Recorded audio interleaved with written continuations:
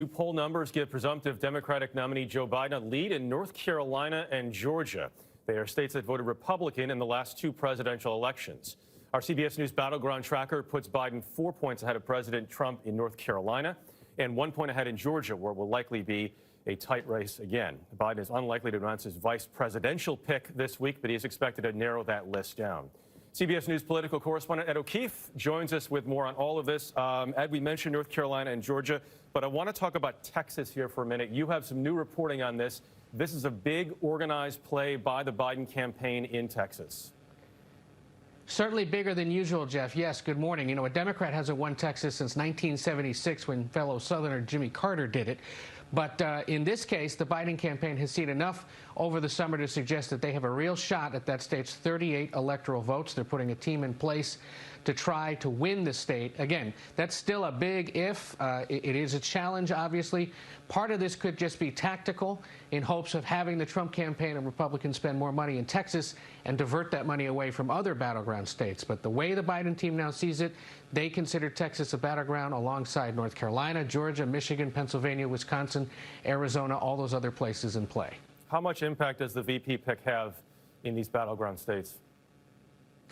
You know, traditionally, Jeff, it doesn't have much of an impact. The only time recently where it had an adverse impact on the candidate probably was, and actually not probably, definitely in some cases, was Sarah Palin back in 2008, because there were concerns over the course of the campaign that she perhaps was not ready for the role and that John McCain had miscalculated. But usually, they're not really there to cause any real big bump or any real decline in the ratings. The hope here, however, is that his pick can help inspire the Democratic base, the younger voters, women, minorities, that Biden is going to need to turn out. And there is extra sensitivity, of course, this time, because Biden, given his 77 years, would be the oldest man elected president.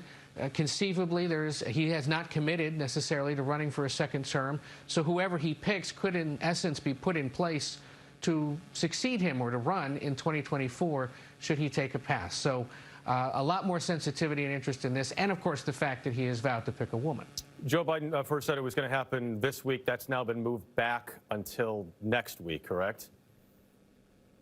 The announcement is now expected next week, yes, but we expect that in the coming few days here, he's going to start interviewing some of these potential picks himself.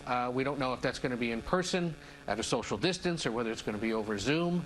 But it is expected that he will spend the next few days now trying to sort this out. You know, next week, let's put it this way, 2 weeks from today, Jeff, I'm scheduled to be in Milwaukee for the start of the Democratic convention, whatever that's going to look like. And so the hope is that they will use next week, the hope among Democrats, to introduce this running mate and get that person ready for the following week when they, in essence, make their big debut. And Senator Kamala Harris's name has been floated most often as the front runner. Any reason to believe that's not the case right now?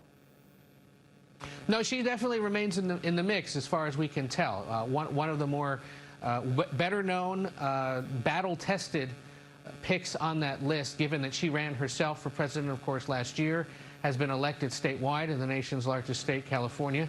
There are, of course, concerns about the fact that last summer in that first debate, she went after Biden about his record on busing and raised concerns about his civil rights record generally.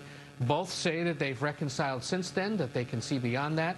But there are a lot of people close to Biden who say that her decision to do that last summer is indicative of the possibility that she wouldn't necessarily be loyal.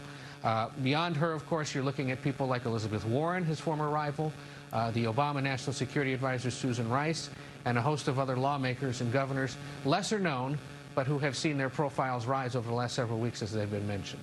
Okay, Ed O'Keefe, thank you very much.